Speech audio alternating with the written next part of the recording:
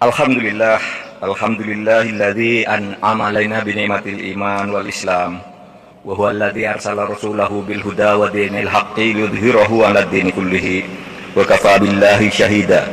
Asyhadu an la ilaha illallah wahdahu la syarikalah al malikul haqqul mubin wa asyhadu anna sayyidana Muhammadan abduhu wa rasuluh la nabiyya ba'dah shadiqul wa'dil amin wa arsalahu rahmatan lil alamin.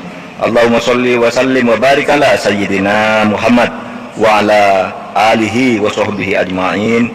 Ayyuhal ikhwan rahimakumullah, usikum wa nafsiya bitaqwallah faqad fazal muttaqun kama amarallahu ta'ala fi kitabihil aziz. A'udzu billahi minasyaitonir rajim. Ya ayyuhalladzina amanu taqullaha haqqa tuqatih wa la tamutunna illa wa antum muslimun.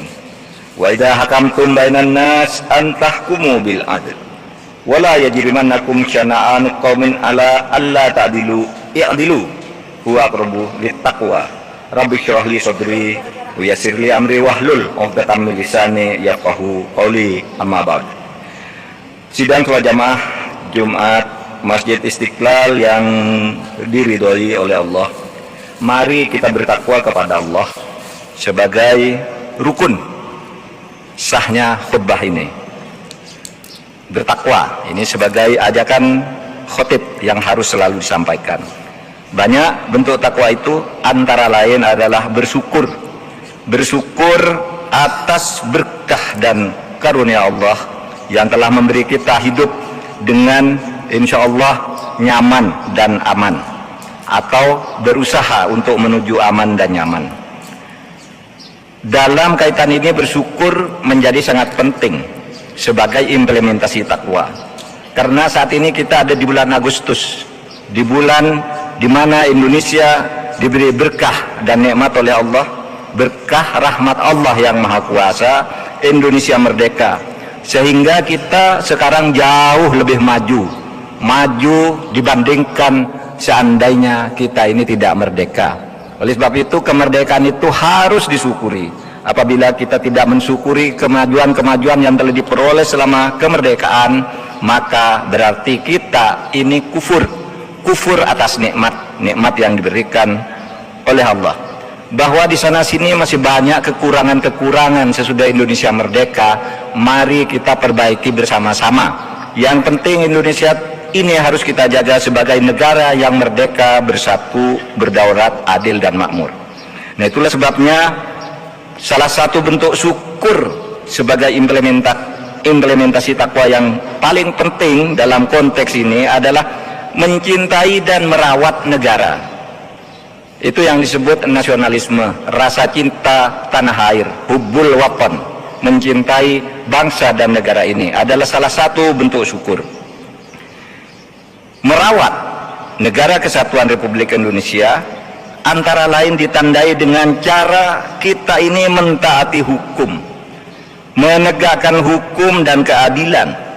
Menegakkan hukum dan keadilan di negara ini harus kita lakukan bersama, bukan hanya dilakukan oleh pejabat. Rakyat juga harus menegakkan hukum dan keadilan, artinya taat kepada aturan-aturan yang hidup di tengah-tengah masyarakat, baik yang ditetapkan oleh syar'i agama kita maupun yang ditetapkan sebagai produk fikih di dalam negara Republik Indonesia ini yang kemudian menjadi hukum nasional. Istilah hukum dan keadilan ini penting karena istilah ini ada di dalam konstitusi kita maupun di dalam Al-Quran. Hukum tidak cukup hukum, karena hukum itu banyak tapi sering juga tidak adil. Maka di dalam Al-Quran surat An-Nisa ayat 58 disebutkan, wa idza hakamtum bainan nasi an tahkumu bil adl. Kalau engkau bertahkim, melaksanakan hukum di antara manusia, hendaknya berhukum dengan adil. Jangan sekedar berhukum, tetapi juga harus adil, karena substansi hukum itu sebenarnya keadilan. Hukum itu biasanya adalah prosedur-prosedur untuk menegakkan keadilan. Di dalam Undang-Undang Dasar 45 sama, bahwa lembaga kekuasaan kehakiman di Indonesia ini dibentuk sehingga kita mendirikan Mahkamah Agung dan Mahkamah Konstitusi itu adalah untuk menegakkan hukum dan keadilan. Jadi sama, anjuran konstitusi dan perintah Al-Quran agar hukum ditegakkan dengan substansi keadilan, bukan hanya aturan-aturan formal yang kadangkala dimanipulasi sehingga menimbulkan ketidakadilan. Maka kita harus mengatakan, mari kita tegakkan hukum dan keadilan. Keadilan ini menjadi substansi yang sangat penting, sehingga ada sebuah ungkapan dari Ibnu Taimiyah di dalam kitab Majmu' al-Fatawa. Di situ disebutkan tabqa ad-daulah al-adilah wa in kanat kafiratan wa tafna ad-daulah adz-zalimah wa in kanat muslimatan. Ini digali dari berbagai pendapat para sahabat, digali dari nilai-nilai keadilan di dalam Al-Quran, di dalam sunnah Rasul, sehingga muncul pernyataan akan hancur atau akan kuat dan abadi dan lama kehidupan suatu negara dan bangsa apabila diperintah dengan adil, meskipun mungkin negaranya negara kafir. Dan akan musnah suatu negara yang diperintah dengan dolim atau tidak adil, meskipun mungkin saja pemimpinnya mengaku muslim atau mungkin negara Islam. Kalau tidak adil akan hancur. Ini janji Allah dan bukti perjalanan sejarah umat manusia. Oleh sebab itu, kalau kita mau merawat negara ini sebagai bukti syukur kehadirat Allah dan sebagai ketakwaan kita kepada Allah yang diwujudkan dalam bentuk syukur ini, mari kita rawat negara kesatuan Republik Indonesia ini dengan cara antara lain menegakkan hukum dan keadilan. Jamaah Jumat yang berbahagia, kita tidak perlu meributkan hukum nasional apa yang mau kita berlakukan. Apakah hukum nasional kita itu sama dengan hukum Islam? Saudara, hukum nasional di setiap negara itu adalah fikih yang merupakan produk ijtihad. Ijtihad itu artinya istimbat, menggali nilai-nilai dari Al-Quran dan As-Sunnah, sehingga hukum-hukum fikih yang lahir di seluruh dunia itu tidak selalu sama. Hukum yang berlaku di Arab Saudi yang Islam beda dengan di Tunisia yang juga Islam, beda dengan di Maroko yang juga Islam, beda dengan di Pakistan yang juga Islam, beda dengan Libya yang juga Islam. Kenapa sesama Islam hukumnya berbeda? Karena hukum itu merupakan produk ijtihad. Ijtihad itu artinya istifragul wus'i fi naili hukmin syar'iyyin bi tariqil istinbat minal kitabi was sunnah. Ijtihad itu artinya mencurahkan segala daya pikir kita untuk menggali nilai-nilai hukum syara dari Al-Quran dan Sunnah Rasul. Itulah sebabnya lalu produk ijtihad itu berbeda. Produk ormas yang satu dengan ormas yang lain menyikapi satu dalil tentang dalil yang sama, ijtihadnya hasilnya beda. Ulama yang satu dengan yang lain ijtihadnya beda, tapi tidak ada yang salah. Karena setiap upaya mengistimbat itu biasanya disesuaikan dengan kebutuhan waktu, kebutuhan tempat, dan kebutuhan situasi sosial budaya masyarakat yang bersangkutan. Nah, saudara, Indonesia sekarang ini sudah membuat produk-produk ijtihad yang sudah dijiwai oleh nilai-nilai syar'i, sehingga kita tidak perlu berdebat ini benar apa tidak. Di dalam Islam itu, kalau kita lihat misalnya apa bedanya hukum pidana di Indonesia dengan hukum pidana di Pakistan, dengan hukum pidana di Malaysia, dengan hukum pidana di Brunei, itu beda-beda. Ada titik-titik perbedaan, tetapi ada titik-titik persamaan. Apa titik persamaannya itu? Titik persamaan dari hukum Islam, sehingga menjelma atau memberi kontribusi terhadap kehidupan hukum yang modern, itu disebut al-maqasid asy-syar'i. Jadi hukum apapun yang lahir itu harus mengandung unsur-unsur yang disebut al-maqasid ar-syar'i, atau maksud atau tujuan kalau bernegara atau berhukum. Tujuan syarak dalam bernegara itu apa? Mengapa kita mendirikan negara? Mengapa kita berhukum? Maka Islam mengajarkan di dalam maqasid ar-syar'i, pokoknya sebuah negara sudah berpedoman pada 5 hal. Apapun nama hukumnya, apakah itu hukum pidana Mesirin, pidana Pakistan, pidana Indonesia, kalau berpedoman pada maqasid ar-syar'i, meskipun bentuk pengaturannya berbeda, maka itu sudah kompatibel dengan hukum Islam. Apa itu maqasid ar-syar'i? Hukum yang memberi nilai terhadap kehidupan masyarakat dan mendorong kemajuan satu negara itu harus mewakili 5 hal. Pertama, hifdzuddin. Yang kedua, hifdzun nafas. Yang ketiga, hifdzul mal. Yang keempat, hifdzul aql. Yang kelima, hifdzun nasab. Pertama, hukum yang kompatibel dengan ajaran Islam itu adalah hukum yang memberi perlindungan kepada kebebasan beragama, menjaga orang bisa beragama dengan benar sesuai dengan keyakinannya, dan tidak boleh ada pelanggaran, pelarangan, dan penghambatan terhadap kehidupan beragama. Itu adalah maqasid syar'i yang pertama. Yang kedua, hifdzun nafas. Hukum harus memberi perlindungan terhadap keselamatan jiwa manusia. Siapapun dia yang hidup di dalam satu negara, hukumnya harus memberi perlindungan atas keselamatan jiwanya, menjamin kesehatannya, menyediakan rumah sakitnya, menjamin keamanannya dari kejahatan. Dan kemudian hifdzul mal. Hukum harus memberi perlindungan terhadap kekayaan, terhadap hak milik manusia, terhadap hak milik organisasi-organisasi yang dibentuk oleh manusia. Harus dilindungi, itu sebagai hak. Kemudian hifdzul aql. Menjaga rasionalitas, kemurnian akal pikiran. Sehingga negara juga tidak boleh membiarkan misalnya orang mabuk-mabukan di tempat umum, menyupir dalam keadaan mabuk, karena itu berbahaya. Dan dalam banyak kesempatan dilarang itu mabuk, karena di situ akan membahayakan orang lain ketika orang sudah tidak rasional. Dan yang kelima adalah hifdzun nasab. Menjaga kemurnian keturunan.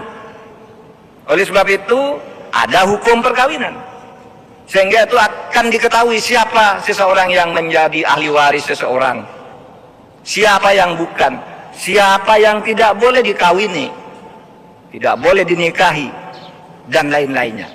Nah saudara, maqasidus syar'i ini di Indonesia ini sudah semuanya tersedia. Oleh sebab itu para ulama kita, jumhur ulama Indonesia, sependapat bahwa negara kesatuan Republik Indonesia berdasarkan Pancasila dan Undang-Undang Dasar 45 itu sudah kompatibel, sudah menyerap nilai-nilai dasar syar'i, sehingga saudara tinggal tunduk. Misalnya dalam hukum perdata, saya mau ikut hukum waris Islam, dilindungi oleh negara, karena saudara di dalam hukum perdata itu orang boleh memilih. Kalau anda yakin bahwa hukum Islam yang bagus, saya ikut faraid, ikuti. Yang beragama lain mau ikut hukumnya sendiri, silakan. Hukum perkawinan juga sama. Di dalam hukum keluarga itu sudah ada. Tapi di dalam hukum-hukum publik, misalnya hukum tata negara, hukum pidana, misalnya hukum lingkungan hidup, itu sama. Karena itu hukum publik. Dan para ulama kita, kalau kita mengacu kepada 3 ormas besar, NU, Muhammadiyah, dan Majelis Ulama, sepakat bahwa negara kesatuan Republik Indonesia ini bukan negara Islam, tapi negara yang Islami. Islam itu nama berkonteks dengan formalitas, sedangkan Islami itu sifat, memuat sifat-sifat keadilan seperti yang ada di al-maqasid ar-syar'i itu. Oleh sebab itu, Majelis Ulama misalnya menyebut, NU juga menyebut, Indonesia ini adalah Darul Mitsaq, negara hasil kesepakatan antar seluruh bangsa yang terdiri dari berbagai ikatan primordial dan berjanji mendirikan negara kesatuan Republik Indonesia.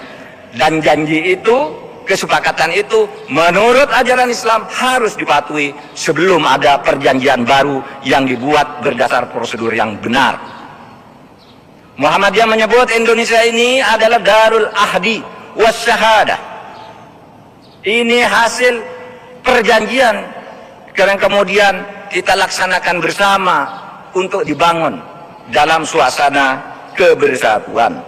Nah, oleh sebab itu, saudara-saudara sekalian, saya simpulkan di dalam kesempatan ini, mari kita bertakwa kepada Allah.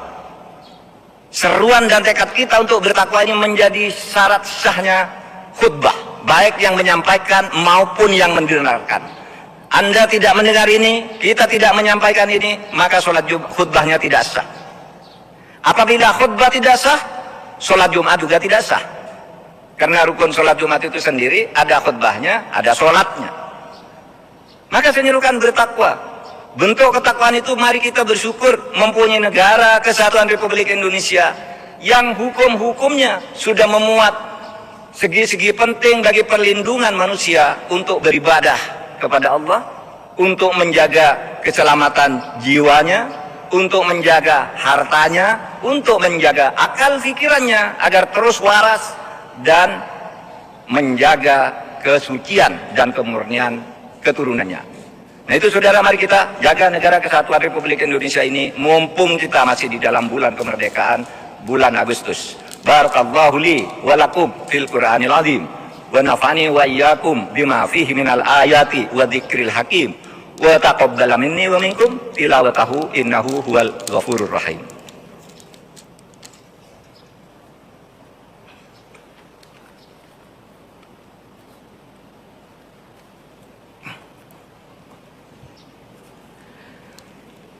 Innal hamdalillah nahmaduhu wa nasta'inuhu wa nastaghfiruh wa na'udzu billahi min syururi anfusina wa min sayyiati a'malina may yahdihillahu fala mudilla lahu wa may yudlil fala hadiya lahu. Asyhadu an la ilaha illallah wahdahu la syarikalah wa asyhadu anna Muhammadan abduhu wa rasuluhu alladzi nabiyul karim. Ya ayyuhal hadirun ittaqullaha haqqa tuqatih wa la tamutunna illa wa antum muslimun. Qala Allah Ta'ala innallaha wa malaikatahu yusholluna 'alan nabi ya ayyuhalladzina amanu shollu 'alaihi wa sallimu taslima. Allahumma sholli 'ala sayyidina Muhammadin wa 'ala alihi wa ashabihi wat tabi'in wardallahu 'anil khulafa'ir rasyidin Abi Bakrin wa Umar wa Utsman wa Ali warda anna ma'hum bi rahmatika ya arhamar rahimin. Allahumma ighfir lil muslimina wal muslimat wal mu'minina wal mu'minat al ahya'i minhum wal amwat innaka sami'un qaribun mujibud da'wat ya qadiyal hajat. Allahumma adfa' al bala wal ghala wal waba wal fahsya wal munkar wal bagh wasuyuf al mukhtalifata wasyada'ida wal mihan ma dhahara minha wa ma batan min baladina Indonesia khususah wa min buldanil muslimin amah.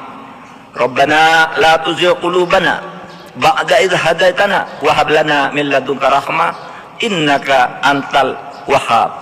Rabbana arinal haqqa haqqan warzuqna ittiba'ahu wa arinal batila batila warzuqna tinabahu.